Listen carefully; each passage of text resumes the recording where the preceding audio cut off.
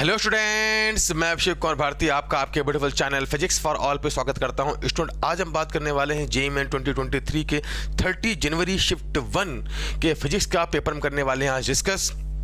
But video में आगे बढ़ने से पहले हम बात करेंगे एक्चुअली क्या कि इस पेपर की हम ओवरऑल एनालिसिस के बारे में बात करेंगे। अगर हम बात करें ओवरऑल एनालिसिस के बारे में तो फिजिक्स, केमिस्ट्री, मैथमेटिक्स में फिजिक्स का पेपर जो रहा है, जो पिछली शिफ्ट आ रही है उन्हीं की तरह ही रहा है, लगभग इजी टू मॉडरेट रहा है। और 11 से 12 जो वेटेज है, 11 12 का वेटेज है, लगभग क्या है, मेनटेन है, बराबर है, ठीक है ना। और ज़्यादातर क्वेश्चन क्या फॉर्मूला बेस्ड जा रहे हैं। और बात करें केमिस्ट्री, और केमिस्ट्री में क्या रहा है बेटा कि केमिस्ट्री में इनऑर्गेनिक केमिस्ट्री और फिजिकल जो है वो थोड़ा ज़्यादा मात्रा में रही है। ऑर्गेनिक भी क्या है, ऑर्गेनिक के कुछ क्वेश्चन भी आए हैं। और अगर बात करते हैं मैथ्स में, तो मैथ्स में भी जो है मैथ्स का थोड़ा क्या पेपर लेंदी रहा है, बच्चों को लेंदी लगा है, जैसे हमने बच्चों से बात की। अगर आप पिछले साल के जो लगाते हो PYQ और जो ये अपने अभी जो हो रहे हैं क्वेश्चन, अभी जो क्वेश्चन हो रहे हैं 24, 25 और 29 को हुए हैं पेपर्स, अगर आप उनको लगा के जाते हैं तो it will be very beneficial for you. अच्छा, तो ये एक एक्चुअली क्या है ब्रीफ और कंसाइज एनालिसिस था पेपर के बारे में।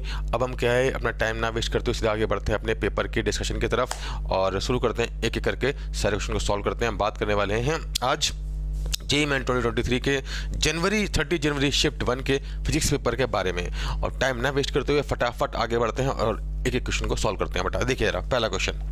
हाँ भाई, हमारा पहला क्वेश्चन क्या है बेटा कि the electric field in a region is given by E equal to A by x square I cap plus B by y cube J cap where x and y are coordinates, find the SI unit of A and B। हाँ भाई, ये question किससे belong करता है? This question belongs to actually क्या, unit and dimension. बहुत ही आसान क्वेश्चन है।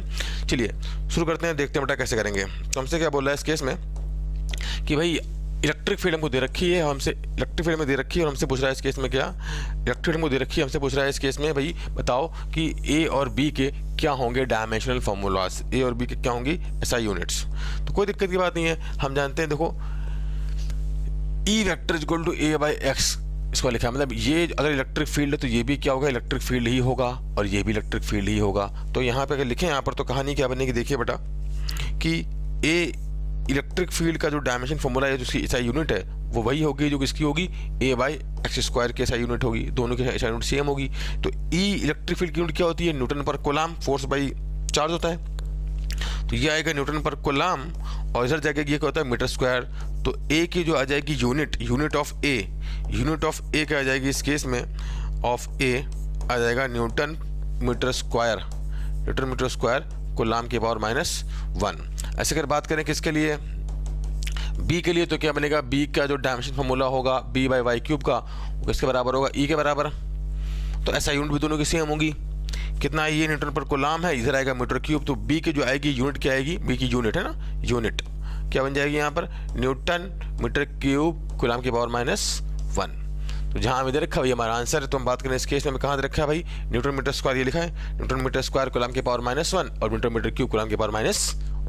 सिंपल क्वेश्चन था बच्चों। चलिए आगे बढ़ते हैं। नेक्स्ट क्या बोल रहा है इस केस में, देखिए ए particle moving in unit directional motion travels half the distance with constant speed of 15 meter per second, and now first half of the remaining journey time it travels at 10 meter per second and second half at remaining journey it travels at 5 meter per second। Average speed बतानी है। तो क्या बोला है इसके, देखिए बहुत आसान क्वेश्चन है बेटा कि ये मतलब किसका क्वेश्चन है, this belongs to actually kinematics. और हमसे क्या बोल रहा है कि एक जो है देखिए पर्सन जो है वो टोटल डिस्टेंस का हाफ डिस्टेंस मान लेते हैं। टोटल डिस्टेंस जो है इस केस में समझने के लिए आसान भाषा में वो है, क्योंकि हाफ करना पसंद नहीं है ना, तो हाफ क्या करना है, मान लेते हैं 2s है।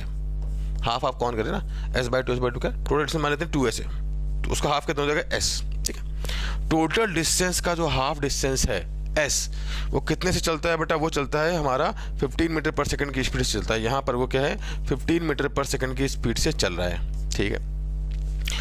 अच्छा मान लेते हैं t टाइम चलता है, बढ़िया। अब जो टोटल डिस्टेंस बची ना, जो रिमेनिंग हाफ बची, उस रिमेनिंग हाफ में वो आधे टाइम तक चलता है कितनी स्पीड से, वो चल रहा है हमारा कहाँ गया 10 मीटर पर सेकंड की स्पीड से, और क्या बोलता है 5 मीटर पर सेकंड की स्पीड से।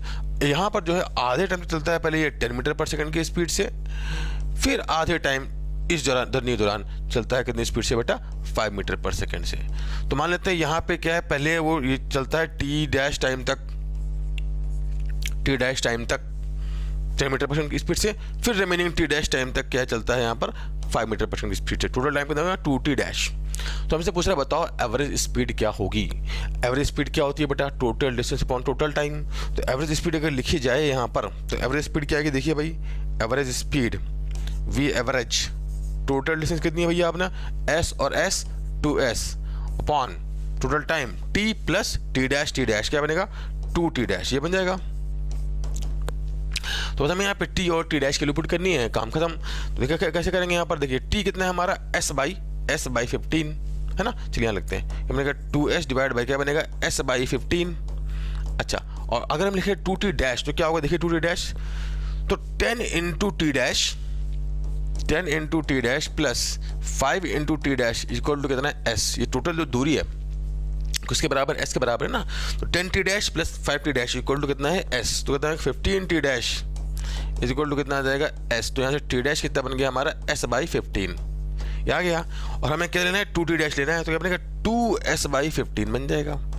ठीक है, s और s उड़ गया, बस खत्म कहानी भाई। क्या आ गया, वी एवरेज स्पीड मुझे चाहिए ना, तो वी एवरेज जो आ गया हमारा कितना आ गया बेटा, इस केस में ये बनेगा 3/15 है ना, 3/15 तो आएगा 1/5, ऊपर क्या बनेगा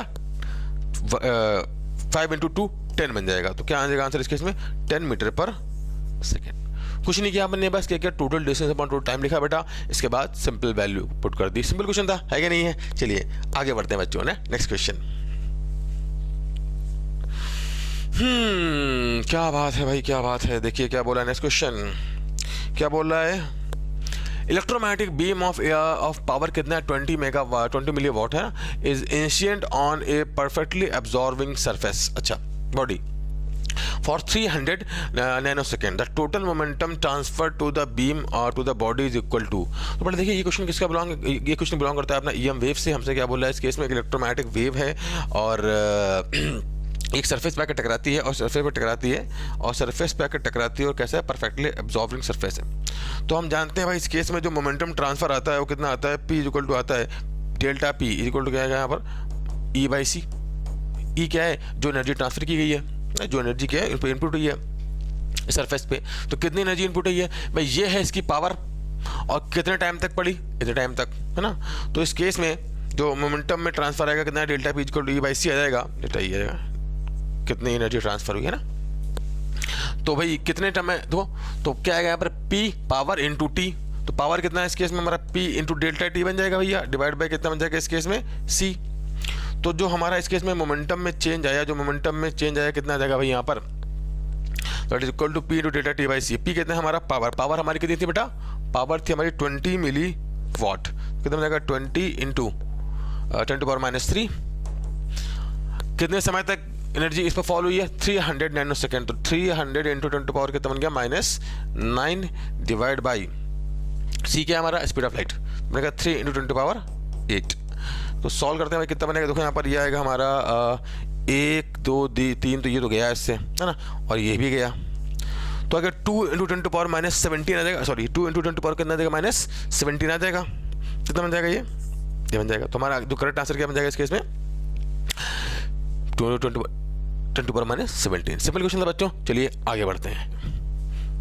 नेक्स्ट क्या बोल रहा है, देखिए the momentum time graph of an object moving along straight line is shown in the figure. अच्छा, if P2 minus P1 is greater than P1 less than P1 and T2 minus T1 is equal to T1 and कहानी दे रखी है, ठीक है।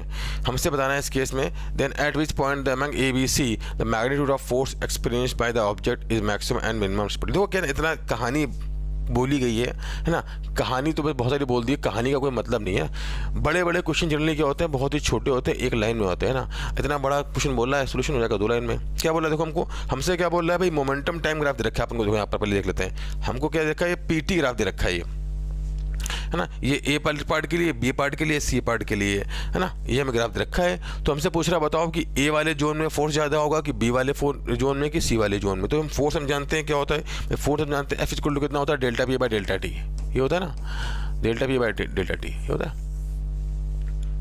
Differential form में लिखोगे dP by dt, मतलब momentum versus time graph का स्लोप क्या होता है फोर्स। तो हमको स्लोप निकालना है इसमें और इसमें, इतना ही करना, कुछ नहीं करना है। जिसमें स्लोप ज़्यादा होगा उसमें फोर्स सबसे ज़्यादा, जिसमें फ्लो सबसे कम उसमें फोर्स सबसे कम। तो हम बस यही चेक करना है कि इसमें स्लोप ज़्यादा है और किस में स्लोप कम है। तो हमें इतना चेक करना है, ठीक है ना। तो हम चेक करते हैं भाई, देखो यहाँ पे स्लोप निकालते हैं फटाफट। ए के लिए स्लोप लिखें, ए वाले पार्ट के लिए, तो ए वाले पार्ट के लिए स्लोप क्या बनेगा हमारा, ए वाले पार्ट का स्लोप ए वाले के लिए बनेगा हमारा कितना, P1/T1 है ना। ए के लिए स्लोप क्या बनेगा, देखो सर, ये बन जाएगा P1/T1 बन जाएगा। तो हम ए के लिए स्लोप लिखते हैं क्या बनेगा, P1/T1। अगर हम बी के लिए स्लोप लिखें तो बी के लिए हमारा स्लोप क्या बनेगा, बी वाले पार्ट के लिए यहाँ लिखता हूँ ना, ए के लिए यहाँ लिखता हूँ P1/T1। बी के लिए क्या बनेगा हमारा P2 minus P1 divide by T2 minus T1। और सी के लिए स्लोप क्या बनेगा हमारा, लिखें तो बनेगा P2 माइनस, हमें मैग्नीट्यूड से मतलब है T3 माइनस T2। मतलब मैंने कंपेयर करना है ना, तो जिसमें अगर जिसमें स्लोप ज़्यादा उसमें फोर्स ज़्यादा, जिसमें स्लोप कम उसमें फोर्स कम। तो बस इसे हमें कंपेयर करना है। देखते हैं फटाफट तेजी में यहाँ पर क्या आएगा, देखिए रहा। हाँ भाई, तो अगर हम यहाँ पे कंपेयर करें इन सबको तो कहानी क्या बन जाएगी कि हमसे क्या बोल रहा है इस केस में कि P1 जो है, P1 बड़ा है P2 माइनस P1 से। तो सबसे पहले चेक करते हैं इन सब में, इनके यहाँ पर देखो सबसे बात करते हैं। तो P1 जो है, P1 की जो वैल्यू है that is higher as compare to जो न्यूमरेटर है यहाँ पर सबसे बड़ा किसका है, ए वाले का, है ना। तो अगर हम सबसे बात करें यहाँ पर तो ए वाले का जो न्यूमरेटर सबसे बड़ा है, तो P1 सबसे पहले बात सबसे बड़ा हो गया, ठीक है ना, एक बात। अब बात करते हैं डिनोमिनेटर की। हमसे क्या बोला, देखो यहाँ पर T2 minus T1 is equal to T1 है। तो T2 माइनस T1 किसके बराबर है, T1 के बराबर है भैया। T2 माइनस T1 जो है हमारा that is equal to T1। तो अब यहाँ पर ये दोनों तो आपस में क्या हो गए, बराबर। अगर ये दोनों आपस में बराबर हैं तो देखो इन दोनों में बड़ा कौन होगा, इन दोनों में बड़ा कौन होगा हमारा, ए वाला। जो ए वाला पार्ट है हमारा वो क्या होगा, बड़ा, क्योंकि दोनों तो बराबर ही हो गए। तो ए जो है दैट इज, ए का जो फोर्स सबसे ज़्यादा है क्योंकि इसका न्यूमरेटर सबसे ज़्यादा है और डिनोमिनेटर भी क्या है, सबसे छोटा। तो ए का जो फोर्स है सबसे ज़्यादा, पहली बात तो ए का फोर्स क्या है, force of A is what you call that is maximum, है ना। मैक्सिमम फोर्स कितना आएगा भैया, किसका आएगा, ए का। अब यहाँ तेरा इन दोनों का जो न्यूमरेटर है वो तो क्या है, सेम। डिनोमिनेटर चेक कर लेते हैं, जिसका डिनोमिनेटर सबसे बड़ा होगा वो सबसे छोटा होगा, वैसे वैसा होता है ना। तो इन दोनों में बड़ा कौन है भाई, इन दोनों में बात करें तो बड़ा कौन है यहाँ पर, T3 माइनस T2। तो इस केस में क्या होगा, जो डिनोमिनेटर होगा यहाँ पर ये बड़ा है, इस वजह से क्या नेट फोर्स क्या जाएगा यहाँ पर, इसका आएगा मिनिमम। तो सी वाले पार्ट के लिए जो एफ मिनिमम आएगा किसके लिए आएगा बेटा, वो आ जाएगा सी के लिए। तो हमारा क्या बन जाएगा, मैक्सिमम किसके लिए, ए के लिए, और मिनिमम किसके लिए, सी के लिए। बस हमें कुछ नहीं करना था, चेक करना था न्यूमरेटर किसका बड़ा है, हमें स्लोप चेक करना था और कुछ नहीं करना था, बस सिंपल, है ना। चलिए बच्चों आगे बढ़ते हैं, नेक्स्ट क्वेश्चन पे देखते हैं क्या बोल रहा है। देखें यहाँ पे इस केस में नेक्स्ट क्वेश्चन हमारा क्या है कि भाई एन इंसुलेटर, है ना, an insulator with inductive reactance XL is equal to R. ठीक है भाई, हमसे बोल रहा है कि इंसुलेटर है जिसका रिएक्टिव इंडक्टेंस कितना आर है, is connected in series with resistance R across N AC voltage source, power factor comes out with 2B। तो क्या बोल रहा है इस केस में कि अगर हम यहाँ पे बात करते हैं, यहाँ पे देखिए, ठीक है, एक हमने आर रेजिस्टेंस को और हमने किसको जोड़ दिया है, इंडक्टर को जोड़ा है सीरीज में, तो पावर फैक्टर हमारा कितना है यहाँ पे, P1 है। Now if a capacitor with capacitance capacitive reactance XC is also connected in series with the inductor then कहानी, तो इस केस में कहानी क्या है, the power factor becomes P2। तो मैं P1 में P2 बताना है, कोई दिक्कत नहीं भाई। देखो क्वेश्चन देखो, बहुत आसान क्वेश्चन। क्या बोल रहा है पहले कि यहाँ पे ये एक इंडक्टर है और ये एक क्या है हमारा रजिस्टर है, और ये जोड़ा है AC सर्किट, है ना, ऐसे। XL जो है हमारा किसके बराबर है, R के बराबर है, और ये भी हमारा R है। तो इसका पावर फैक्टर हम जानते हैं R/Z होता है। तो पावर फैक्टर P1 तो कितना बनेगा, R/Z। Z कितना आएगा, रूट के अंदर R² प्लस XL²। तो कितना बन जाएगा हमारा, रूट के अंदर R² प्लस R² बन जाएगा, कितना आएगा 1/√2। ये तो पावर फैक्टर हो गया हमारा इस सर्किट का। अब क्या बोल रहे हैं हम, इसी में क्या करते हैं, सीरीज में जोड़ देते हैं कैपेसिटर। हम सीरीज में यहाँ पे क्या करते हैं, इसी सर्किट में, है ना, यहाँ पे जोड़ देते हैं क्या, एक कैपेसिटर। और हम यहाँ पे कैपेसिटर को जोड़ देंगे बेटा, तो ये हमारा क्या है, XL, ये भी R है, और इसका XC भी कितना है बेटा, हमारा R है, और ये भी R है। तो अब जो पावर फैक्टर आता है वो आता है R/Z। अब Z कितना आएगा, XL माइनस XC। तो ये दोनों उड़ जाएंगे, कैंसिल हो जाएंगे। Z क्या आएगा, ये Z आएगा ना, Z आएगा हमारा XL माइनस XC का स्क्वायर प्लस R का स्क्वायर आएगा। तो ये दोनों तो कैंसिल हो जाएंगे। देखो यहाँ पर बचेगा क्या, R। तो ये एक प्योरली रेजिस्टिव सर्किट है, तो इसका पावर फैक्टर कितना बन जाएगा, 1। तो P1 हमारा है 1/√2, P2 हमारा है 1। रेशियो क्या है इसका, P1/P2 कितना आ जाएगा भाई इस केस में, 1/√2। इतना बड़ा क्वेश्चन था, सिंपल सा इसका सोल्यूशन था, है कि नहीं बेटा। तो this question belongs to AC, बहुत ही सिंपल क्वेश्चन था बच्चों। चलिए आगे बढ़ते हैं। नेक्स्ट क्या बोल रहा है देखिए यहाँ पर, the velocity of electron in the 7th orbit of the hadron like atom is 3.7 into 10 to power 6 metre पर second. Find the velocity of electron in the 3rd orbit. तो भाई हम जानते हैं वेलोसिटी ऑफ द इलेक्ट्रॉन जो nth orbit में होता है. This question belongs to what, modern physics atomic structure. Modern से भी क्वेश्चन आ रहे हैं बहुत ज़्यादा, तो आप जो आगे बच गए जो आगे शिफ्ट है उनको एक बार देख के जरूर जाएंगे, ठीक है ना. V प्रोपोर्शनल टू क्या होता है हमारा, Z/n होता है. Z तो यहाँ पे क्या है भाई, सेम ही है, तो V प्रोपोर्शनल टू कितना आएगा, 1/n. अच्छा, तो अगर मैं 7th वाले ऑर्बिट के लिए जो वेलोसिटी उसको बोलता हूँ V7 समझने के लिए, और 3rd वाले के लिए बोल रहा हूँ V3, है ना, समझने के लिए. तो V7 by V3 equal to कितना बनेगा, हाँ भाई उल्टा लिखते हैं कोई दिक्कत नहीं है. तो V3 बाई V7 क्या बनेगा, देखो इन्वर्सली प्रोपोर्शनल है ना बेटा, तो इस केस में क्या आ जाएगा, ये 7/3 आ जाएगा, है ना. इन्वर्सली प्रोपोर्शनल है, V inversely proportional to n, है ना. तो हमें V3 चाहिए. V3 क्या है बेटा, यहाँ से आ जाएगा 7/3 इंटू V7, है ना. 7th ऑर्बिट में वेलोसिटी क्या बन जाएगी, देखिए यहाँ पर लिखते हैं 7 का 7 लिखा, 3 का 3 लिखा. V7 क्या है बेटा यहाँ पर, मतलब 7th ऑर्बिट में जो स्पीड कितनी है 3.6 इंटू 10 टू पावर 6 मीटर पर सेकेंड. इससे उड़ेगा कितना बनेगा 12. कितना आ जाएगा, V3rd ऑर्बिट में कितनी स्पीड आएगी 8.4 इंटू 10 टू पावर 6 मीटर पर सेकेंड, है कि नहीं बेटा. तो हमारा जो आंसर बन जाएगा क्या बन जाएगा यहाँ पर 8.4 इंटू 10 टू पावर 6 मीटर पर सेकेंड. सिंपल क्वेश्चन था बेटा, कुछ नहीं करना हमको. बस यहाँ पर क्या है वेलोसिटी, ये इस तरह के जो क्वेश्चन आ रहे हैं इसमें आपको क्या याद रखना है, ये वेलोसिटी जो होती है जेड के किस तरह होती है प्रोपोर्शनल, और एन पे किस तरह करती है डिपेंडेंट. इसी तरह रेडियस किस तरह से करती है डिपेंडेंट एन पे और जेड पे. आप उसके जो फॉर्मूले हैं और एनर्जी का फॉर्मूला किस तरह से जेड और एन पे करती है डिपेंड, उस तरह के फॉर्मूला पढ़ के जाइए, वो क्वेश्चन में आ रहे हैं. ठीक है बच्चों, चलिए आगे बढ़ते हैं. नेक्स्ट, हाँ भाई क्या बोल रहा है, a bob is release from the position at rest at the momentum shown, at the moment shown. तो क्या बोल रहे हैं यहाँ पे, देखो यहाँ पे इस केस में क्या है, ये एक बॉब है, इसको यहाँ पे ऐसे पकड़ रखा है अपन ने और यहाँ से छोड़ दिया है. If it collide elastically with an identical bob Q, यहाँ पे ये नीचे मूव कर रहा है और यहाँ पे देखो क्या है, ये आइडेंटिकल बॉब जो हैंग कर रहा है जाता है, इससे टकराता है. तो हमसे क्या बोल रहा है इस केस में, इलास्टिक कोलिजन होता है.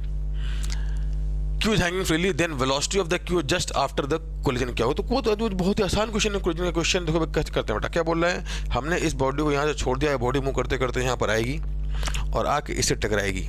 इन दोनों के बीच में परफेक्ट इलास्टिक कोलिजन होता है और दोनों कैसी बॉडी है, आइडेंटिकल बॉडी है. तो हमसे बोल रहा है इस केस में कहानी क्या है भाई, बताओ टक्कर के बाद इसकी स्पीड क्या होगी. बहुत ही आसान क्वेश्चन, देखो भैया एकदम ही कचड़ा क्वेश्चन है. तो ये जो बॉडी जब मूव करते करते यहाँ पर आएगी, जब बॉडी मूव करते करते यहाँ पर आएगी, तो टक्कर के पहले इसकी जो स्पीड है, आप देखो टक्कर के पहले जब यहाँ मूव करते हैं तो इस केस में अंडर ग्रेविटी मूव की है. जब ये देखो सर्कुलर पाथ में मूव करते हुए जब आ रही है बॉडी, तो सर्कुलर पाथ में मूव करते जब आ रही है, तो इस केस में क्या होगा कि टेंशन तो कोई वर्णन करेगा नहीं, सिर्फ और सिर्फ ग्रेविटी वर्णन करेगी. तो जब ये L हाइट मूव कर गई है तो इसकी स्पीड टक्कर के पहले P वाली बॉडी की ना कितनी होगी, √2gl. L कितना है, कितनी हाइट नीचे आ गई, √2gh, है ना. तो टक्कर के पहले P की स्पीड कितनी है ये, और Q कितना है रेस्ट में, बिफोर कोलिजन. और दोनों के बीच में कैसा टक्कर हो रही है, परफेक्टली इलास्टिक कोलिजन. तो दोनों का मास सेम है, तो वेलोसिटी क्या हो जाएंगे आपस में एक्सचेंज. तो बिफोर कोलिजन इसकी स्पीड कितनी है, √2gl, इसकी स्पीड कितनी है 0. आफ्टर कोलिजन, जब कोलिजन हो जाएगा, कोलिजन होने के बाद, अगर यहाँ बनाया तो मैं कोलिजन होने के बाद जस्ट आफ्टर कोलिजन, तो ये हो गया, मान लेते हैं इस केस में हमारा क्या है, ये हमारा क्या हो गया Q, है ना. और ये हमारा क्या हो गया इस केस में, क्या मान लेते हैं, ये हमारा क्या है यहाँ पर, ये हमारा P है. तो P की वेलोसिटी क्या हो जाएगी 0, और जो Q है वो कितनी स्पीड से मूव करेगा भैया, √2gl की स्पीड से मूव करेगा, क्योंकि कैसा है, परफेक्टली इलास्टिक कोलिजन हुआ है, तो दोनों की वेलोसिटी आपस में एक्सचेंज हो जाएगी. तो आफ्टर कोलिजन Q की वेलोसिटी क्या होगी, √2gl. तो सीधा आंसर हमारा क्या जाएगा इस केस में, V कितना आएगा, √2gl. बस हमें पता ही वैल्यू पुट करनी है. 2 का 2 है, G का कितना है 10 है, L कितना हमारा आई थिंक 20 सेंटीमीटर है, 20 सेंटीमीटर देखा ना. L कितना है हमारा, 20 सेंटीमीटर देखा ना, L दे रखा 20 सेंटीमीटर नीचे, इंटू 20 इंटू 10 टू -2. ये इससे उड़ जाएगा, कितना जाएगा हमारे से, जाएगा 2 मीटर पर सेकंड. तो हमारी जो वेलोसिटी आ जाएगी बेटा कितनी जाएगी यहाँ पर, velocity of the Bob just after collision कितनी आएगी, 2 मीटर पर सेकंड. सिंपल क्वेश्चन था बच्चों, है कि नहीं है. चलिए आगे बढ़ते हैं. नेक्स्ट, ओके क्या बोल रहा है, देखो भाई यहाँ पर नेक्स्ट क्वेश्चन हमारा क्या है, a coil of radius 10 centimetre, a coil of radius 10 centimetre has N number of turns and IA current is flowing through it. अच्छी बात है भाई. If the coil be of radius 20 centimetre has NB number of turns and IB current, अब जो coil B है उसके लिए 20 turns हैं और नंबर ऑफ टर्न्स इसमें रेडियस कितनी है, अच्छा ठीक है IB करंट है, 20 रेडियस है इसकी, नंबर ऑफ जो टर्न्स है NB है और करंट IB फ्लो कर रही है। If the magnetic dipole moment of both is same, then बताना है आपस में इनका क्या होगा रिलेशन। कोई दिक्कत नहीं है भाई, मैग्नेटिक डायपोल मोमेंट क्या होता है, म्यू बराबर होता है, अगर मान लो यहाँ पर म्यू बराबर IA होता है और अगर n नंबर ऑफ लूप हो तो कितना होता है NIA। भाई अगर ये करंट कैरिंग कॉइल है कोई, इसमें करंट फ्लो कर रही है ऐसे, मान लेते हैं n नंबर ऑफ लूप है, तो उसका मैग्नेटिक मोमेंट क्या होगा, म्यू इक्वल टू IA होता है और n नंबर ऑफ लूप हो तो NIA, तो म्यू कितना बन जाएगा n इंटू आई इंटू ए होता है ना। तो भाई दोनों का म्यू सेम है तो कर दो बराबर, क्या दिक्कत है। तो A के लिए NA आ गया, करंट आ गई IA और एरिया कितना बनेगा पाई इंटू 10 का स्क्वायर। देखो मैंने सेंटीमीटर को मीटर में कन्वर्ट किया क्योंकि वैसे भी उड़ने वाला है वो, ठीक है ना, इज इक्वल टू यहां पर किसके बराबर होगा NB into IB into pi into कितना है अपना ये 20 का स्क्वायर, है ना।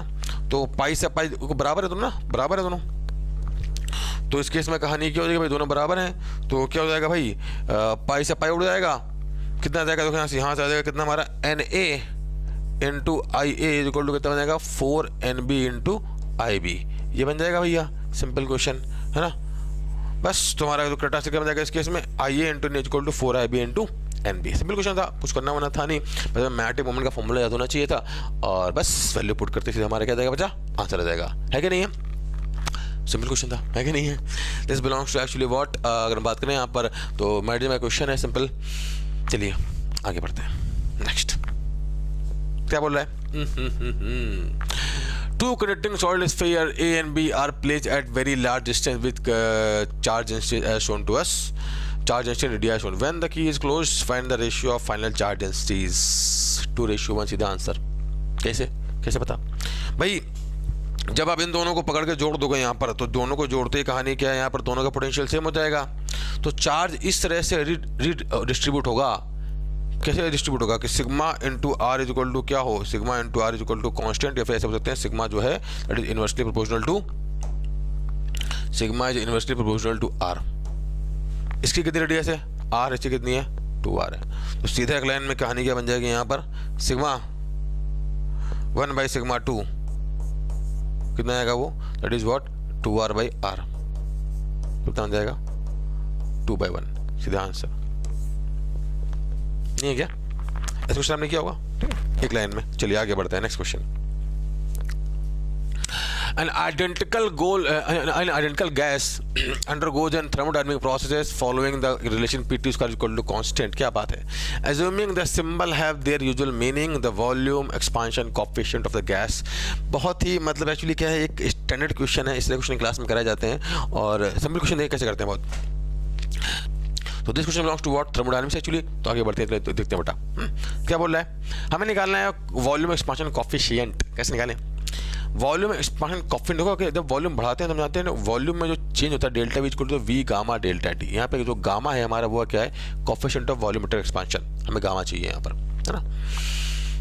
डेल्टा यहाँ पे क्या है, लार्ज लिखा है, अगर हम डिफरेंशियल फॉर्म में लिखें तो क्या बन जाएगा, डिफरेंशियल फॉर्म में बन जाएगा डीवी इज इक्वल टू क्या बन जाएगा V into gamma d t. तो हमें इस तरह का फॉर्मेट क्या हमको निकालना है भैया, वॉल्यूम में कितना चेंज आएगा अगर जो टेम्परेचर वो डी टी सी क्या हो जाए, बढ़ जाए। तो भाई देखते हैं कैसे करेंगे। यहाँ पर क्या लिखा है, P T square equal to लिखा है constant, P T square equal to क्या लिखा है, कांस्टेंट लिखा है यहाँ पर। भाई हम जानते हैं पी वी इक्वल टू क्या होगा, एन आर टी, है ना, आर्टिकल कैसे क्वेश्चन है।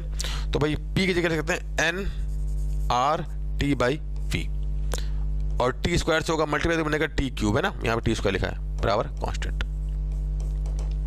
तो कहानी क्या बन जाएगी इस केस में, ये क्या लिखा है बेटा, ये लिखा है ये हमारा कितना टी क्यू वी की पावर -1 इज इक्वल टू है कांस्टेंट। दोनों साइड कर दो डिफरेंशिएशन, है ना, क्या बनेगा देखो 3 फर्स्ट लिख के सेकंड का, सेकंड लिख के फर्स्ट का, है ना। तो लिखते हैं यहाँ पर, लिखो फर्स्ट लिख के सेकंड का, तो टी क्यूब वी की पावर -1 क्या बनेगा, -1 बाई वी स्क्वायर आएगा, 1 बाई वी स्क्वायर इंटू फिर डी वी, है ना। फर्स्ट लिख के सेकंड का, फिर सेकंड लिख के फर्स्ट का, सेकंड क्या वी की पावर -1 इंटू क्या बनेगा 3t स्क्वायर dt बराबर कितना देगा 0। ठीक है भैया, तो बस अब दोनों को कर दो बराबर, सीधे यहाँ से वैल्यू खट से एक लाइन में आंसर आ गया। देखो भाई हमें क्या फॉर्म में चाहिए, हमको चाहिए D V equal to V gamma delta T के फॉर्म में चाहिए ना, तो इसके बराबर है डी वी इक्वल टू कितना बनेगा, डी वी इक्वल टू कितना बनेगा, डी वी इक्वल टू आएगा हमारा कितना, देखिए ये कितना बन गया, D V into T cube by V square है ना, इसको उधर ले जाएंगे, माइनस से माइनस उड़ जाएगा, क्या बनेगा ये 3t square by V into D T, T square से टी गया, ठीक है, वी से ये वी गया, क्या बन गया देखो यहाँ से डी वी इक्वल टू कितना आ गया, डी वी इक्वल टू आ गया हमारे यहाँ पे लिखते हैं डी वी इक्वल टू आ गया है V into 3 T into D T, ये लिखा गया, वी उधर गया 3/2 उधर गया, डी टी उधर गया, तो भैया गामा आ गया हमारा कितना आ जाएगा 3/t, gamma is equal to कितना है हमारा 3/t। सिंपल क्वेश्चन था बच्चों, कहाँ लिखा है, चलिए आगे बढ़ते हैं। ऐसे इस तरह के बहुत ही ये एक्चुअली क्या बहुत ही स्टैंडर्ड क्वेश्चन, इस तरह क्वेश्चन पूछे जाते हैं बहुत ज़्यादा सिंपल क्लास में और कराते हैं इस तरह क्वेश्चन बच्चों को। चलिए आगे बढ़ते हैं बेटा, देखते हैं नेक्स्ट क्वेश्चन हमारा क्या है। For a system undergoing isothermal process, heat energy is supplied to the system. Choose the option showing the correct answer. Internal energy will increase, decrease, work done by system. तुमसे बोल रहा है isothermal process में internal energy और work done के बारे में बात करें। आप मुझे खुद ही बताओ इस केस में भैया, इंटरनल हम बात करते हैं यहाँ पर आइसोथर्मल प्रोसेस में डेल्टा क्यू इक्वल टू क्या आता है, delta W plus delta U. तो इंटरनल एनर्जी में चेंज तो जीरो होगा, क्यों, क्योंकि डेल्टा यू कितना होता है हमारा, वो होता है N C V delta T. तो अगर आइसोथर्मल प्रोसेस है तो टेम्परेचर में चेंज जीरो आएगा, तो डेल्टा टी तो हमारा कितना है जीरो, इस वजह से हमारा डेल्टा यू कितना आ जाएगा, जीरो हो जाएगा। और हम क्या कर रहे हैं, हीट को supply, heat is supply to system, तो हीट हम देंगे तो वर्क डन बाय सिस्टम कैसा होगा, पॉजिटिव। तो इंटरनल एनर्जी विल इंक्रीज, ये तो कैसा है, गलत है, इंटरनल एनर्जी में कोई चेंज ही नहीं आता आइसोथर्मल प्रोसेस में, गलत। इंटरनल एनर्जी विल डिक्रीज, ये भी गलत है। Work done by system is positive, सही बात है, जब इसको हीट देंगे तो वर्क डन कैसा आएगा, पॉजिटिव आएगा, तो ये करेक्ट है। Work done system is negative, ये गलत। इंटरनल एनर्जी रिमेन्स कांस्टेंट, ये भी सही है। तो आंसर क्या बनेगा हमारा 3 और 5, जो हमारा क्या है 3 और 5 वाला पार्ट करेक्ट है, बाकी सब रॉन्ग है। जिस ऑप्शन में हमारा 3 और 5 है वही हमारा क्या है, करेक्ट है। तो क्या बन जाएगा इस केस में 3 और 5 हमारा करेक्ट ऑप्शन, ठीक है। सिंपल था, हमको बस ये पता होना चाहिए भैया कि अगर हम बात करते हैं आइसोथर्मल प्रोसेस के बारे में, तो उसमें वर्क डन कितना होगा हमारा, जो भी हीट दी जाएगी वो कहाँ जा रही है, सिर्फ और सिर्फ क्या एक्चुअली वर्क करने में जा रही है, क्योंकि इंटरनल एनर्जी में कोई चेंज तो आ ही नहीं रहा है, ऑब्वियस सी बात है ना। चलिए नेक्स्ट देखते हैं बेटा, नेक्स्ट क्या बोल रहा है, a particle is undergoing simple harmonic motion, हाँ ठीक है, follows the position time equation as x equal to A sin omega t plus π/3। If the simple harmonic motion has a time period t, then the velocity v will be maximum at time t is equal to t by beta for the first time. After t is equal to 0, then value of beta is. तो क्या बोल रहे हैं यहाँ पर, जो body है वो सिंपल हार्मोनिक मोशन कर रही है, उसकी इक्वेशन क्या एक्स इक्वल टू में रखिए ए sin ओमेगा टी प्लस π/, कितना है π/3। तो अगर हम बनाते हैं इसका फेजर, तो देखो कैसा बनेगा बेटा, फेजर यहाँ बनाते हैं, अगर हम बनाते हैं इसका फेजर तो कैसा बनेगा, देखो बेटा ये है इसका फेजर, है इसका एम्पलीट्यूड क्या है, ये time T is equal to 0 पे बॉडी कहाँ है बेटा, at time T is equal to 0 पर ये कहाँ पर है, ये इसका π/3 फेज है ना, तो time T is equal to 0 पे, चलो यहाँ पे 0, ये कहाँ पर है, ए sin π/3 कितना होता है √3/2 ना, तो time T is equal to 0 पर कहाँ है बेटा, ये इस समय ये यहाँ पर है √3/2 ना, और क्या जा रही है, ऊपर जा रही है ऐसे, है ना। इसके बाद ये बॉडी जाएगी और लौट के दोबारा क्या ऐसे वापस आएगी। हम जानते हैं मैक्सिमम स्पीड कहाँ आती है, मीन पोजीशन पे, मीन पोजीशन तो क्या है, ये हमारी है। तो जितने टाइम में बॉडी घूम के यहाँ से यहाँ पर आ जाएगी, मतलब ये जो सिंपल हार्मोनिक मोशन करती है बॉडी घूम के यहाँ से यहाँ पर आ जाएगी, उस समय क्या है इसकी स्पीड मैक्सिमम होगी, ठीक है। ये तो क्या है, ये सिंपल हार्मोनिक मोशन का पाथ है। अगर हम बात करें यहाँ पे ये जो फेजर मूव कर रहा है स्लोल पाथ पर, उसका मोशन कहाँ से कहाँ हो जाएगा, देखो जितने टाइम में बॉडी मूव करके यहाँ से पर आ जाएगी, उतने टाइम में फेजर घूम के कहाँ से कहाँ जाएगा, यहाँ पर आ जाएगा। तो कितना एंगल कवर कर लेगा, ये जो एंगल कवर कर लेगा कितना एंगल होगा हमारा, ये एंगल होगा हमारा कितना, ये एंगल, ये है π/3, कितना एंगल है 2π/3। तो जितने टाइम में फेजर 2π/3 एंगल कवर कर लेगा, उतने टाइम में जो पार्टिकल सर्कुलर पाथ में मूव करेगा कहाँ से कहाँ जाएगा भैया, मेन पोजीशन पे जाएगा। तो हम इसका टाइम निकाल लेते हैं। तो इसका टाइम कितना आएगा भाई, इसका टाइम तो आएगा बच्चों कितना, t इक्वल टू आएगा हमारा कितना 2π/3 इंटू θ/ω आएगा ना। अच्छा सुनो, ये पार्टिकल मूव कर रहा है सर्कुलर पाथ पर, इसको थीटा एंगल कवर करना है, ओमेगा से मूव कर रहा है, तो कितना टाइम आता है θ/ω 2π/ω। तो ये क्या लिखा हमारा, ये टाइम लिखा है इसका टाइम पीरियड t। तो टी डैश कितना क्या हमारा टी बाई 3। हमसे बोला था कितना आ रहा है टाइम, टी बाई बीटा आ रहा है, तो बीटा की वैल्यू कितनी होगी हमारी, बीटा इज इक्वल टू कितना होगा इस केस में 3 होगा। सिंपल है कि नहीं है, सिंपल क्वेश्चन था बच्चों। सिस्टम के ऐसे क्वेश्चन जो हैं वो आ रहे हैं, जो बच्चे आगे भी पेपर देने वाले हैं वो सिस्टम के क्वेश्चन ऐसे करके जाएं, और अप्रैल के शुरू में आपको ऐसे क्वेश्चन देखने को मिल सकते हैं। चलिए देखते हैं नेक्स्ट क्वेश्चन क्या बोल रहा है भाई। Heat passing through the cross section of an conductor is varying as QT equal to कितना है, alpha T minus beta T square plus gamma T cube, है ना। किसी कंडक्टर से हीट पास होकर जा रही है, उसके लिए हमें रखा है ये कहानी। The minimum heat current through the conductor क्या होगा, उनको हीट करंट क्या होती है, हमसे हीट करंट निकालना है। हमको जो हीट पास हो रही है as a function of time उधर रखा है alpha T minus beta T square plus gamma T cube. Heat current क्या होती है, IH, वो होती है dQ/dt, the rate of flow of heat, ये होती है ना, rate of flow of heat.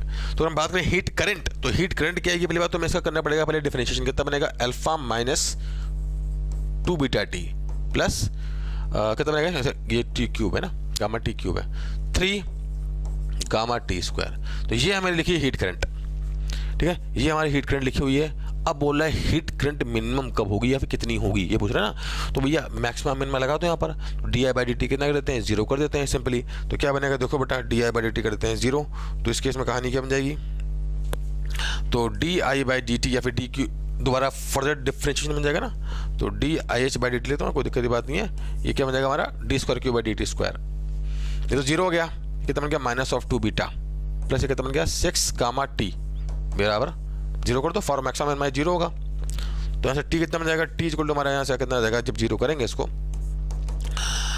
2 beta by 6 gamma, beta by 3 gamma आ जाएगा ना। तो इतनी आगे टाइम की वैल्यू, यह है टाइम की वैल्यू बीटा बाई 3 गामा। तो इस टाइम पर हमारे जो क्या बोलते हैं, इस टाइम पर जो होगी, अब फर्दर भाई मैक्सिमम की वैल्यू लगा सकते हो, कोई दिक्कत, फर्दर मैक्सिमम मिनिमा के लिए चेक कर सकते हो भाई यहाँ पर कि ये मैक्सिमम मिनिमा, वो तो मिनिमा ही आएगा, ऑब्वियसली चेक कर लेना, ठीक है ना, कोई दिक्कत की बात नहीं है, वो आपके लिए एज एन एक्सरसाइज। तो यहाँ पर मिनिमा आ रहा है। अब इस केस में कहानी क्या है भाई, इस केस में हमको यहाँ बस टी की वैल्यू पुट कर दो, खत्म कहानी, सिंपल। तो टी की वैल्यू पुट कर देते हैं भाई, टी की वैल्यू पुट करने कितना आएगा, देखो यहाँ पर इधर करते हैं थोड़ा, है ना, इधर करते हैं, कितना बनेगा देखो यहाँ पर।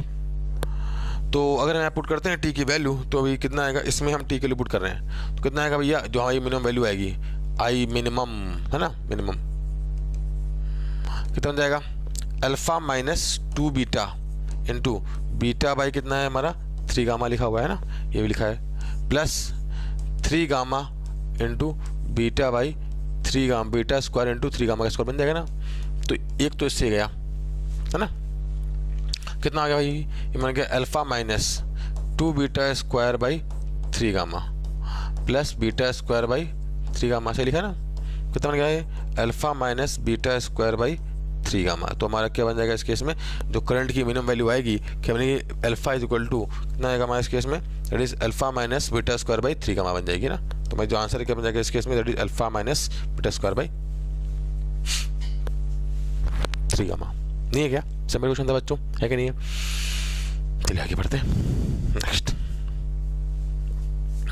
क्या बोल रहा है, initial volume of the 1 mole of water में gas is 2 litre if it expanded isothermally, it expanded कैसा है, आइसोथर्मली, है ना। तो हमसे पूछ रहा है volume of 26 litre, change in internal energy, ओहो 0 भाई, delta U is equal to कितना आएगा, NCV डेल्टा टी आएगा ना, और डेल्टा टी 0 होगा, क्यों, आइसोथर्मल प्रोसेस है, तो इंटरनल एनर्जी में चेंज कितना आएगा 0, तो x सीधा कितना आ गया इस केस में 0, नहीं है क्या।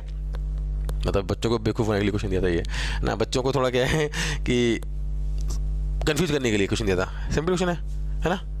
आगे बढ़ते हैं, नेक्स्ट क्या बोल रहा है, ओहो position time graph for a particle is parabolic and इस पोजीशन टाइम ग्राफ देखा है पार्टिकल के लिए, हमसे पूछ रहा है इसका VT ग्राफ बताओ। x इज इक्वल टू क्या है, ये पैराबोलिक है, तो मान लेते हैं भैया x अगर पैराबोलिक है तो ऐसा कुछ है भैया, तो मतलब देखो भाई, तो ऐसे हो जाएगा, 2 तरह से कर सकते हैं। पहला तो क्या हम जानते हैं भाई, अगर बॉडी कांस्टेंट ऐसे से मूव करती है तो पैराबोलिक बनता है, तो उसका एक्सेलरेशन होता है कांस्टेंट, हाँ तब बनता है पैराबोला। तो v equal to U plus 80, तो इसमें क्या होगा, VT ग्राफ का स्लोप कैसा आएगा, कांस्टेंट आएगा, क्यों, क्योंकि उसका a कांस्टेंट होगा। अदरवाइज देख लो proof, x is equal to कितना बन जाएगा यहाँ पर, अल्फा टी स्क्वायर, क्यों, पैराबोला है ना। वेलोसिटी क्या होगी भैया, v इज इक्वल टू आएगा dx by dt, is equal to क्या बनेगा 2 अल्फा टी, तो v इज इक्वल टू क्या है 2 अल्फा टी। तो VT ग्राफ जो है कैसा आएगा, स्ट्रेट लाइन, नहीं है क्या, वी अल्फा इज कांस्टेंट है, तो वी जो है टाइम के साथ कैसे चेंज होगा बच्चों, लीनियर वेरी करेगा। तो जहाँ पर लीनियर वेरी कर रहा होगा हमारा वही आंसर होगा। तो कहाँ वेरी कर रहा है हमारा, ये तो गलत है भाई, पैराबोलिक है, यहाँ तो ये डिक्रीज हो रहा है, इंक्रीज हो रहा है, तो एक ही आंसर है बच्चों। क्या आंसर है हमारा इस केस में, दैट इज बी, है ना। और वैसे भी इसको अपना ऐसे भी कर सकते थे, जैसा मैंने बताया ना कि भैया पैराबोलिक कई की किसी बनता है जब क्या होता है, बॉडी क्या करती है, यूनिफॉर्म एक्सेलरेशन से एक्सेलरेट करती है। यूनिफॉर्म एक्सेलरेशन से एक्सेलरेट करेगी तो ए कांस्टेंट आएगा। तो ए कांस्टेंट का मतलब क्या है, वीटी ग्राफ का स्लोप क्या रहता है, एक्सेलरेशन, तो इसका स्लोप क्या होगा, कांस्टेंट होगा। वो एक ही केस में दे रखा है ना। ठीक है बेटा, चलिए नेक्स्ट देखते हैं क्या बोला है। An object is placed at a distance of 40 centimetre from the pole of converging mirror. An image is formed at a distance of 120 centimetre from the mirror on the same side.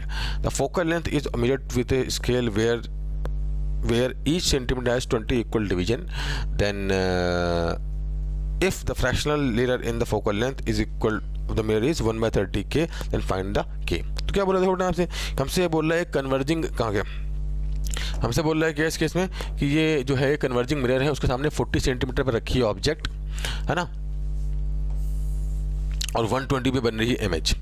हम इसकी focal length major करते हैं, अच्छी बात है, और जिस scale से मेजर कर रहे हैं उस स्केल के बारे में मत करें, वो क्या है, उसमें 1 सेंटीमीटर जो है 20 इक्वल डिवीजन के बराबर है। तो हमसे पूछ रहा है फोकल लेंथ की में जो आएगी फ्रैक्शनल एरर आएगी ना, एरर का क्वेश्चन है बच्चों। चलिए वो कितनी आएगी देखते हैं भाई यहाँ पे कहानी। तो जो हमारा कन्वर्जिंग लेंस है ना, ये रहा, तो लेंस की मिरर क्या चल रहा है, मिरर, तो कन्वर्जिंग मिरर है हमारा इस केस में। अब इससे 40 सेंटीमीटर पे रखी ऑब्जेक्ट, 40 सेंटीमीटर रखी ऑब्जेक्ट, और 100 पे क्या बन रही है इसकी, यहाँ पे कहीं पर 100 में बन रही है हमारी ऑब्जेक्ट रखी है, और इमेज कहाँ बन रही है, 100 बन रही है, तो सेंटीमीटर पे, तो कोई दिक्कत की बात नहीं है। लगाओ दो यहाँ पर क्या मिरर फॉर्मूला क्या बन जाएगा इस केस में, देखिए यहाँ बन जाएगा 1/f, 1/f is equal to क्या बनेगा, 1/u प्लस 1/v, है ना। तो 1/f कितना है हमें पता करना है, 1/u कितना भैया -40, और v कितना है 120 है ना, 120 है, v कितना है 1/-120 है। सॉल्व करना है, काम करो, इसमें 3 से मल्टीप्लाई, 3 से डिवाइड करो ना, 3 से डिवाइड कर दो तो बन जाएगा 120/120, ये बन जाएगा, है ना, सॉल्व करने का तरीका। तो इस केस में कहानी क्या बन गई, f जो आ गया हमारा कितना आ गया यहाँ से, आई थिंक -4/30, तो f आ गया हमारा कितना -20/4, तो -30 सेंटीमीटर, ये हमारी फोकल लेंथ आ गई। अब हमसे पूछ रहा है फ्रैक्शनल एरर बताओ, तो भैया फ्रैक्शनल एरर क्या होगी, डेल्टा f/f। डेल्टा f क्या है, जब जिस स्केल से मेजर कर रहे हैं उसमें कितनी एरर आ सकती है फोकल लेंथ में एरर। तो देखिए फ्रैक्शनल एरर जो आएगी हमारी इस केस में, लिखी जाए यहाँ पर, तो क्या बनेगी यहाँ पर फ्रैक्शनल एरर बनेगी डेल्टा f/एरर। डेल्टा f क्या है, error in the measurement of focal length. क्या हो सकती है भाई, देखो 1 सेंटीमीटर जो है 20 इक्वल डिवीजन के बराबर है। तो इस केस में अगर बात करें तो जो मिनिमम एरर आ सकती है कितनी आ सकती है इस केस में, 1/20 सेंटीमीटर। तो ये हमारा कितना लिखा है, ये हमारा होगा 1/20 सेंटीमीटर, और f क्या है, फोकल लेंथ 30 सेंटीमीटर। तो इस केस में कितना आ जाएगा यहाँ पर, यह आएगा हमारा कितना, दैट 1/600, है ना, 1/600। तो ये किसके बराबर है, 1/10k के बराबर है। तो k कितना आ जाएगा यहाँ से 60, है ना, k कितना इस केस में आ जाएगा बेटा, सिंपल था, है कि नहीं है। एरर का सिंपल क्वेश्चन था भैया, फ्रैक्शनल निकालने का जो तरीका है क्या होता है, डेल्टा x/x, ये तरीका जो है, इस तरह क्वेश्चन जो है जे में इसमें आए पहले भी आए हैं और आते भी रहे हैं। तो जिन बच्चों का भी आगे एग्जाम है वो इस तरह क्वेश्चन एक बार क्या है रिवाइज करके जाना है ना, इस तरह क्वेश्चन आते हैं, ये बहुत है ना। चलिए नेक्स्ट देखते हैं, लॉजिक गेट आ गया। चलो भैया करते हैं question, consider the combination of the gates as shown in the figure. Okay, हमें यहाँ पे क्या है, गेट्स का रखा है कॉम्बिनेशन, और हमसे पूछ रहा है बताइए यहाँ पर इसका आउटपुट डायग्राम कैसे बनेगा ना, बनाना है। ऑप्शन दे रखे हैं, ऑप्शन तो हटाओ, हम खुद से बनाएंगे, ठीक है ना। चलिए बनाएंगे। पहले तो सबसे पहले जब भी इस क्वेश्चन आते हैं क्या करते हैं, आप जानते हैं क्या करते हैं बेटा, हम लोग लॉजिक गेट का हम लोग बनाते हैं ट्रुथ टेबल। देखते हैं कहानी क्या आएगी। हाँ भाई देखिए, तो बनाने वाले हैं इसकी ट्रुथ टेबल, तो देखते हैं कहानी यहाँ पर क्या बनेगी।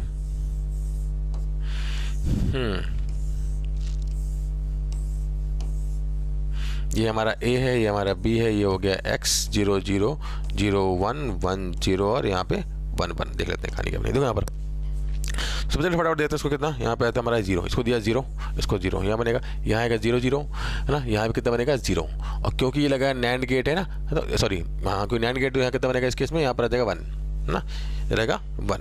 तो यहाँ पे आ रहा है 1, यहाँ पर 1 आया, यहाँ पे 0 है, यहाँ 0 0 आएगा, यहाँ पर आएगा 0, यहाँ 0 आएगा, यहाँ कितना बनेगा 1, तो यहाँ पर आएगा 1, ये 1 है तो यहाँ पर आएगा 1, यहाँ कितना बनेगा 0, तो यहाँ पे 0 0 0 बन जाएगा, ठीक है ना। अच्छा, फिर ये है 0, ये है 1 है ना, इसको 1 कर दूँ, तो ये 0 ये 1 है, तो यहाँ पे यहाँ तो ठीक है सेम रहेगा, यहाँ तो सेम ही रहेगा, यहाँ पे 1 है तो यहाँ पे कितना आएगा 1, यहाँ पे कितना बन जाएगा 0, यहाँ से 1 1 आएगा, 1 1 आएगा, तो यहाँ पे कितना बन जाएगा 1, इसका यहाँ बन जाएगा 0, यहाँ पे आ रहा है 0, तो 1 और 0 बन जाएगा, यहाँ पे कितना 0, यहाँ कितना बन जाएगा 1, तो यहाँ पर आएगा 1, और इसका भी सेम आएगा, क्यों, क्योंकि सेम ही तो है, ठीक है।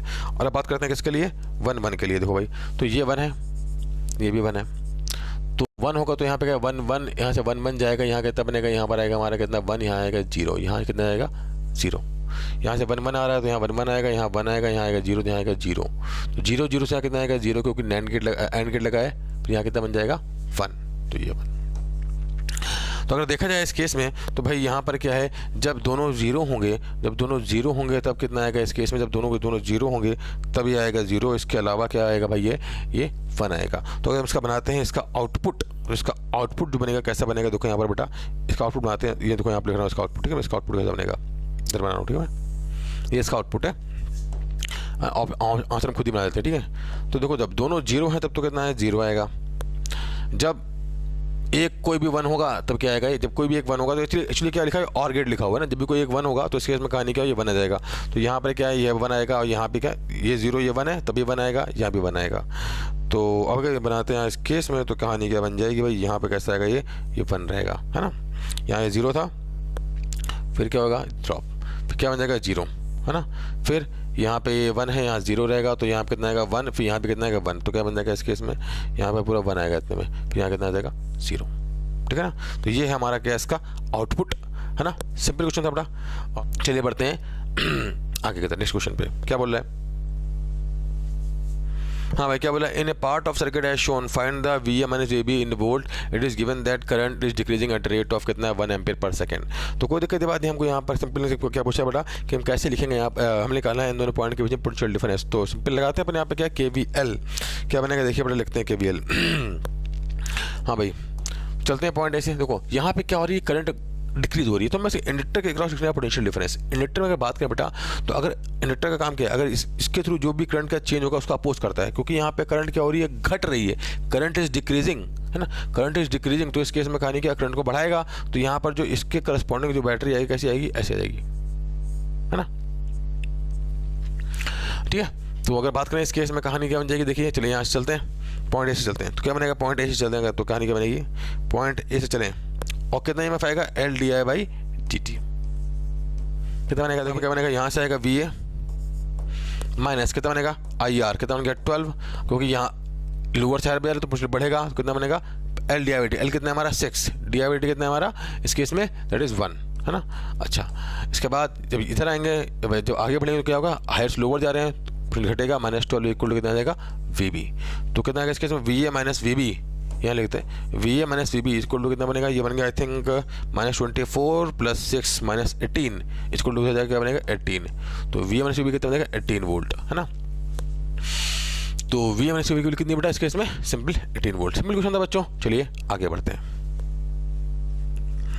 हाँ भाई क्या बोल रहा है, देखिए a block of mass 1 gram is in equilibrium with the help of the current carrying square loop which is partially lying in a constant magnetic field as shown in the figure, resistance of the loop is 10 ohm. यहाँ पे क्या बोल रहा है बेटा कि ये जो है एक 1 ग्राम का जो है ये यहाँ पे क्या ब्लॉक है एक, और इसका मास है 1 ग्राम, और ये करंट कैरिंग लूप रखा है मैग्नेटिक फील्ड में, इसमें करंट फ्लो कर रही है, ठीक है बेटा। और इसका जो रेजिस्टेंस है कितना रखा है, रेजिस्टेंस लूप में रखा है कितना 10 ओम है, और जब से बोल रहा है कि यहाँ पे कहानी क्या है भाई, ये जो ब्लॉक है वो क्या अंडर इक्विलिब्रियम है, तुमसे पूछ रहा है इस केस में तो बैटरी का कितना वोल्टेज होगा अगर मैं मैग्नेटिक फील्ड सब दे रखा है, कोई दिक्कत की बात नहीं है। अब बात आती है इक्विलिब्रियम में कैसे आएगा, तो इस पर mg तो लग रहा है नीचे की तरफ, है ना, mg लग रहा है नीचे की तरफ, तो कहानी क्या, जब यहाँ पे इस सर्किट में जब जैसे बैटरी करेंगे कनेक्ट तो क्या होगी, करंट फ्लो करेगी ना, जैसे बैटरी करेंगे कनेक्ट तो कहानी क्या होगी इस केस में कि इसमें करंट फ्लो करेगी ऐसे, है ना, करंट फ्लो करेगी, तो इसकी वजह से क्या होगा, इस पर यहाँ पर जो वायर मैग्नेटिक फील्ड में रखा है उस पर फोर्स लगेगा, करंट कैरिंग वायर अगर मैग्नेटिक फील्ड में रखा होता है तो उस पर फोर्स लगता है, इस पर कितना फोर्स लगेगा IBL, तो इस पर net force some part force इधर आएगा, उतने फोर्स क्या होगा IBL, I क्रॉस क्या होता है IDL क्रॉस B, है ना, आइडियल वेक्टर जिसे की तरफ करंट फ्लो करती है उधर की तरफ हमारा क्या आएगा पाम और बी की तरफ हमारी क्या है, पाम घूमेगा, है ना। बी क्या देगा, थंब क्या देगा, फोर्स की डायरेक्शन, तो आइडियल क्रॉस बी, इस पर फोर्स लगेगा इधर की तरफ, आइडियल क्रॉस बी की तरह अंदर, इस पर फोर्स आगे की तरफ, दोनों के फोर्स क्या हो जाएंगे, कैंसिल आउट। ये जो वायर है इस पर किधर फोर्स लगेगा, देखो आइडियल वेक्टर किधर है, आगे की तरफ, और बी किधर जा रहा है बेटा, अंदर, तो आइडियल क्रॉस बी फोर्स किधर आएगा इस केस में, इस पर आएगा ऊपर की तरफ, है ना। कौन सा फोर्स, IBL, और ये जो IBL किसके बराबर, यही IBL जो हुआ MG को करेगा बैलेंस। तो हम बात करें इस केस में, तो अगर बॉडी इक्विलिब्रियम में है तो IBL इज इक्वल टू कितना आएगा बेटा यहाँ पर MG, और I कितना है हमारा V/R into BL is equal to आएगा MG। तो हमारा जो V है वो कितना बनेगा, MG into R/B into L, है ना। बस हमें क्या करना है इस केस में, बस वैल्यू पुट करनी है सिंपली और काम खत्म, ठीक है ना। देखिए यही वैल्यू पुट करता हूँ मैं, तो V कितना आएगा इस केस में, V लिखूँ मैं यहाँ पर, V इज इक्वल टू कितना बनेगा, M कितना है हमारा 1 ग्राम, तो 1 इंटू 10 टू पावर -3, G कितना हमारा 10 हो गया, R है 10 ओम, ठीक है, M हो गया MG into R, MGR, B कितना बेटा 1 गॉस, क्या होता है 10 टू पावर -4 टेस्ला, तो कितना बन जाएगा इस केस में बेटा, ये बन जाएगा 0.1 टेस्ला इंटू 0.1, और L कितना है हमारा बच्चों, L हमें रखा है यहाँ पे 10 सेंटीमीटर, तो 10 into 10 to the power -2, math पर देख रहे हैं ना, सही है ना मैथ। तो उड़ा देते हैं इसको, तो क्या बनेगा, देखो ये तो इससे गया भाई, है ना, ये तो इससे गया, और ऊपर क्या आया, अगर ऊपर लिखे सिंपल मैथ, ऊपर क्या बनेगा हमारा, ये बनेगा, देखो ये इससे उड़ जाएगा, तो ये दोनों बनेंगे 10 की पावर -2, तो ये बनेगा इससे 10 टू पावर -2, और ये इससे उड़ जाएगा, तो V कितना बचेगा यहाँ पर 10 वोल्ट, है ना। तो भैया सिंपल आंसर क्या देगा हमारे इस केस में 10 वोल्ट। सिंपल कहानी है भाई कि जो IBL का फोर्स है किसको बैलेंस कर लेगा बेटा, MG को बैलेंस कर लेगा, इसका बॉडी क्या रहेगी, इक्विलिब्रियम में रहेगी, है ना। चलिए आगे बढ़ते हैं, देखते हैं हमारा नेक्स्ट क्वेश्चन क्या है। हाँ भाई, तो क्या बोला देखिए यहाँ पर इस क्वेश्चन में से क्या बोला बेटा, फॉर द गिवन YD ऐसी सेटअप, है ना, find the number of ranges by which central maxima will shifted from point O given that D equal to 1 mm capital D lambda. तो हमें एक वायर दे रखा है बेटा, क्या YDSE सेटअप हमें दे रखा है इस केस में यहाँ पर, और ये एक स्लिट है, दो स्लिट है, और इनके सामने लिखिए ग्लास स्लैब, T कितना है 5.1 mm, यहाँ कितना है 5.1 mm। हमसे क्या बोला है इस केस में कि जो सेंट्रल मैक्सिमा है कितने, find number of fringes bye which central maxima shift. देखो एक्चुअली क्या है यहाँ पर कि कितने फ्रिंजेस से सेंट्रल मैक्सिमा ऊपर या नीचे शिफ्ट होएगी, तो हम बात करें, देखो यहाँ कैसे करेंगे इस क्वेश्चन को। इसको देखो यहाँ पे क्या लिखा है, कितनी थिकनेस है 5.1 mm है ना, 5.1, इसकी कितनी 5.11 mm, तो इसकी थिकनेस ज़्यादा है, मुझे तो दोनों का सेम ही है। तो अगर देखा जाए तो 5.1 mm के हिस्से तक, 5.1 mm के हिस्से तक ये दोनों क्या हैं सेम ही है, तो इन दोनों का नेट इफेक्ट तो क्या हो जाएगा, नलीफाई हो जाएगा। मेन जो डिफरेंस कहाँ पर आएगा भाई कि ये जो कितना डिफरेंस आएगा, ये जो 0.01 mm, 0.01 mm ना, घटाओ में इन दोनों को, 0.01 mm में क्या है, ये म्यू मीडियम है, और यहाँ पर 0.01 mm में क्या है, ये एयर का मीडियम है। भाई 5.1 mm का दोनों ही थे, तो इन दोनों का इफेक्ट तो क्या हो जाएगा, जैसा ऊपर वैसे नीचे नलीफाई हो जाएगा, कोई फर्क ही नहीं पड़ता, क्योंकि भाई जितनी डिस्टेंस ये चलेगी उतनी डिस्टेंस ये भी चलेगी। इफेक्ट किसका आएगा कि यहाँ पर ये 0.01 mm का क्या है, एक कुछ इफेक्टिवली क्या बन जाएगा क्वेश्चन ये कि यहाँ पर एक 0.01 mm का क्या लिखा हुआ है बेटा, एक ग्लास स्लैब रखी हुई है, यहाँ पे कुछ नहीं है, तो बताओ सेंट्रल मैक्सिमा कितना शिफ्ट हो जाएगा, नीचे कितना शिफ्ट हो जाएगा। तो भैया सेंट्रल मैक्सिमा कितना शिफ्ट होगा, हम जानते हैं कितना शिफ्ट होता है, μ-1 into T into D/D shift होता है, इतना नीचे शिफ्ट होगा नीचे की तरफ, ठीक है ना, इतना नीचे की तरफ शिफ्ट होएगा, क्योंकि भाई ग्लास रखा है तो शिफ्ट होएगा। अब हमसे पूछ रहा है कि भाई कितने नंबर ऑफ फ्रिंज शिफ्ट होंगे, इक्वल टू क्या है, एक फ्रिंज विड्थ क्या होती है d/d, अगर n शिफ्ट हो गया तो कितना आ गया n/d, ठीक है ना, μ-1 T d/d इक्वल टू एक फ्रिंज विड्थ होती है d/d इंटू कितने नंबर ऑफ फ्रिंजेस है n, तो d/d गया, n कितना बन जाएगा भाई हमारा, μ-1 इंटू T बाई कितना बन जाएगा लैम्डा। बस वैल्यू पुट करते हैं, म्यू कितना बेटा हमारा, म्यू है हमारा कितना है इसका 3/2, घटाएंगे बनेगा ये आएगा 0.5, 1/2 रहेगा ना, 1/2। टी कितना बड़ा हमारा, टी हमारा है यहाँ पर कितना, दैट इज, हाँ टी कितना था ये लिखा है, ये हो जाएगा इसके इसमें T dash 0.01 mm, 0.01 10 to the power -3, और लेमडा कितना बच्चे हमारे 5000 एंगस्ट्रॉम, तो 5 इंटू 10 to the power कितना आएगा 7 आ जाएगा, है ना। तो ये क्या लिखा ये है नंबर ऑफ फ्रिंजेस जो शिफ्ट हो जाएंगी। कितना है बताइए? ये हमारा आ जाएगा, आई थिंक ये लिखा है ऊपर 10⁻⁵, नीचे लिखा है 10⁻⁶। तो n जो हमारा आ जाएगा इस केस में कितना? 10 आ जाएगा, है ना। आंसर क्या हो जाएगा हमारा? 10। तो सिंपल क्वेश्चन था बच्चों, है कि नहीं है? सिंपल क्वेश्चन था बच्चों। तो बच्चों ये था अपना 30 जनवरी शिफ्ट 1 का पेपर का डिस्कशन, और इसमें हमने बात की बच्चों कि इस पेपर में किस तरह के क्वेश्चन आए। सिंपल क्वेश्चन था बच्चों, सिंपल पेपर था, है कि नहीं है? और अब हम मुलाकात करते हैं अपने नेक्स्ट पेपर में, और जिसमें हम बात करेंगे क्या 30 जनवरी शिफ्ट 2 के पेपर के बारे में। तब तक अभी आप जिन बच्चों का आगे एग्ज़ाम लगा हुआ है वो इस शिफ्ट को पेपर को क्या देख सकते हैं, और जिन बच्चों का पेपर करके आए हैं वो भी इसको देख सकते हैं, है ना, कि भाई कितने क्वेश्चन सही हुए, कितने क्वेश्चन गलत हुए। और मुलाकात करते हैं हम लोग अपने नेक्स्ट वीडियो में। तब तक के लिए आप लोग पढ़ते रहिए, आगे बढ़ते रहिए। मेरी तरफ से आप सभी को ऑल द वेरी बेस्ट।